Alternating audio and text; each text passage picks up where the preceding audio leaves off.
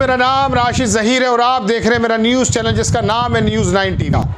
आपको मैं बता दूं दर्शकों, सुब्रमण्यम राज्यसभा सांसद है भारतीय जनता पार्टी के। इकोनॉमिक्स की बड़ी समझ है, अर्थव्यवस्था पे बात करते हैं और यदा कदा मोदी जी हों या भारतीय जनता पार्टी के आला कमान नेता उनको घेरते रहते हैं और रास्ता भी दिखाते रहते हैं। आपको बहुत इंपॉर्टेंट बात मैं बता रहा हूँ, ज्ञान वापी, ये मंदिर, ये शिवलिंग है ना, ये तमाम बातों से बाहर आकर के उन्होंने एक तरफ सरकार का ध्यान खींचा है। वो आपको बताता हूँ, विजय शंकर हैं, आईपीएस रिटायर्ड हैं, उन्होंने इनका ट्वीट किया है ना।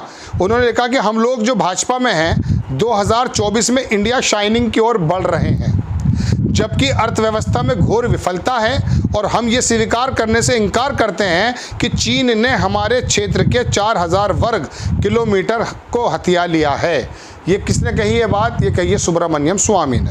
अब आप उनका भी वीडियो वो देखें, ट्वीट। सुब्रमण्यम स्वामी का ट्वीट आपकी स्क्रीन पर है कि we in the BJP are heading for inside, ये इंग्लिश में है जो मैंने अभी आपको बताया। इन्होंने कहा चाइना हैज़ ग्लोबल, वो ग्लोबली फैल रहा है up to 4000 squares of ours territory. चीन हमारे अंदर कितना घुस आया है? पीटीआई ने अभी बताया कि हाँ, पहली बार अरिंदम चके, वो हैं अरिंदम जी जो हमारा विदेश मंत्रालय को देखते हैं, उन्होंने इस बात को एक्सेप्ट भी किया है कि 1960 में वो पेंगोंग जो झील जगह है उस पर कब्जा उसने किया, वो दूसरा पुल वहाँ बना रहा है। लेकिन अब मैं दर्शकों पहली बात तो ये बताना चाहता हूँ, अर्थव्यवस्था के हाल और चीन की सीमा, ये दो चीज़ें बताऊँगा।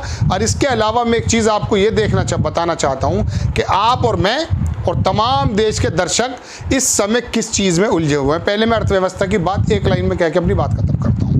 आज तारीख है 21 मई, एक हफ्ते पहले तक की आपको कंफर्म खबर बता रहा हूँ।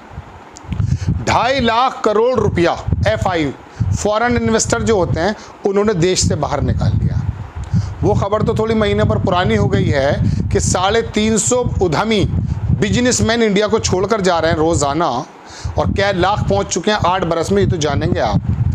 8 बरस में सबसे ज़्यादा महंगाई इस समय मौजूद है।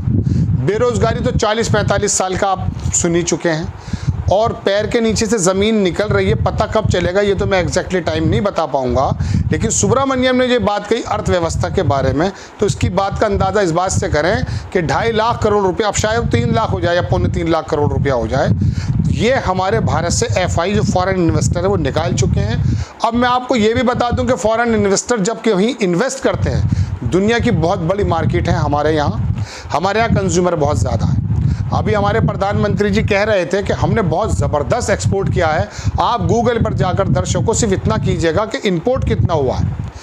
इंपोर्ट जो हमारे यहाँ हुआ है वो हमारे एक्सपोर्ट से बहुत ज़्यादा है, और इंपोर्ट होने का मतलब आप समझ लीजिए कि हमारी अर्थव्यवस्था के लिए ये अच्छी बात नहीं है। ये तो है बात अर्थव्यवस्था की। अब आ जाते हैं चीन पर। चीन पर ये बात शुरू से कहते जा रहे हैं कि साहब ना कोई घुसा है, ना कोई घुसेगा, ना ये होगा। रोज़ाना वहाँ पर खबरें आती हैं कि वो टावर बना लेता है।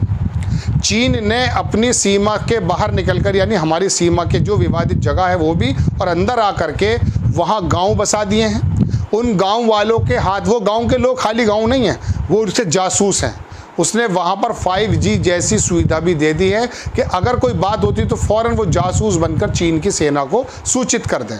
और चीन रोज़ाना ये काम कर रहा है। ये हमारे भारत के साथ नहीं कर रहा, सब जगह कर रहा है। लेकिन आपको, मुझे और तमाम देशवासियों को, जो हमारे मेन स्ट्रीम मीडिया जिसकी जिम्मेदारी ये बनती थी कि वो आपको बताए कि चीन कितना अंदर आ गया है, उसको कितनी देर लगेगी अपने जो है मिलिट्री के साधन लाने में।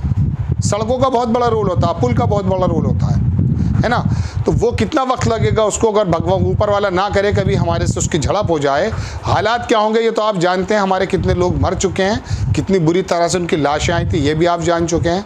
लेकिन नहीं, आपका ध्यान अर्थव्यवस्था पे ना जाए, महंगाई पे ना जाए, बेरोज़गारी पे ना जाए, और चीन अंदर जा रहा है इस पर ना जाए। पाकिस्तान तो चुप बैठा है बेचारा। अब आपको लगाया गया है वापी, ज्ञान वापी मस्जिद में।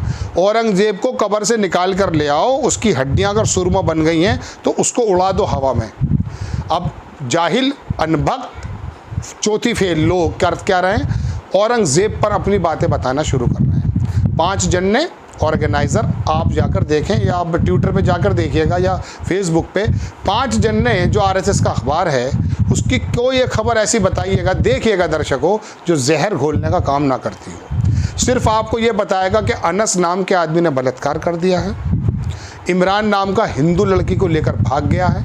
ये छिचोरी और बेवकूफ़ी की खबरें वो आपको इसलिए बता रहा है कि आपको वो किसी तरह से खौला के रखे।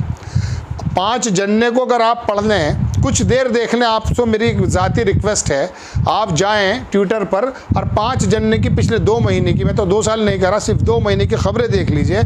उसमें अगर आपको ये खबर मिल जाए कि हमारी अर्थव्यवस्था के क्या हाल हैं, हमारे देश के अंदर कौन भीतरघात कर रहा है, आपको 99.99% खबरें जो मिलेंगी दर्शकों, यकीन मानिए एक वर्ग विशेष के खिलाफ मिलेंगी।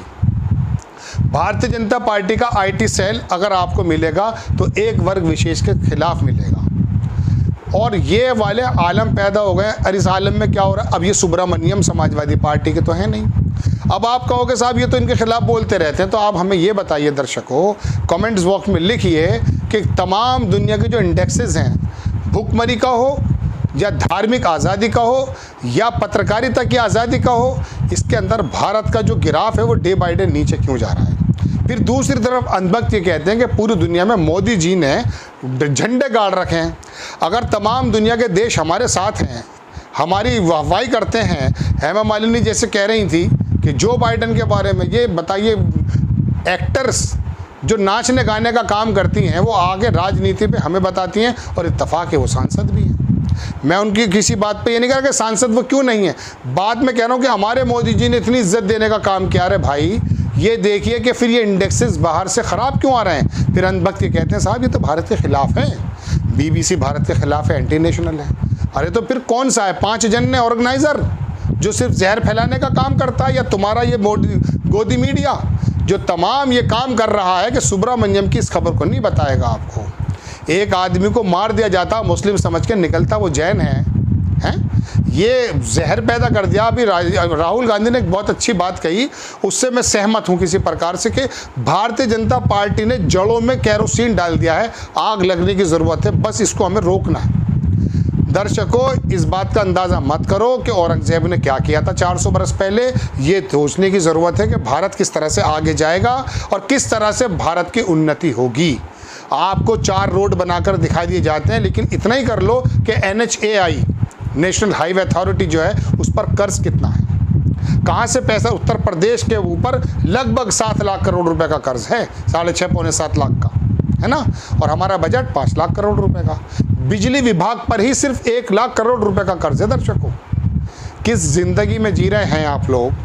आप ये मत सोचिए कि ये एंटी बीजेपी बात कर रहा है, एंटी बीजेपी तो बात कर रहे हैं, सिर्फ एंटी हिंदू तो बात नहीं कर रहे हैं। हालात ये पैदा कर दिए हैं कि अगर आज कोई भारतीय जनता पार्टी के बारे में 2 शब्द कह दे, ऐसा लगने लगता है, ऐसा माहौल बना दिया कि उसने हिंदू धर्म के बारे में कह दिया हो।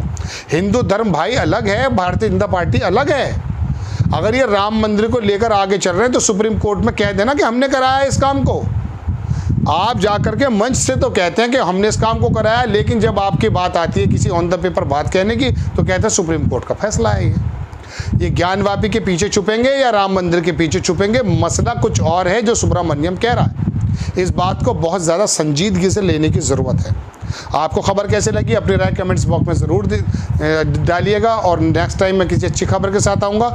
शेयर कर दीजिएगा, लाइक भी कर दीजिएगा। जय हिंद।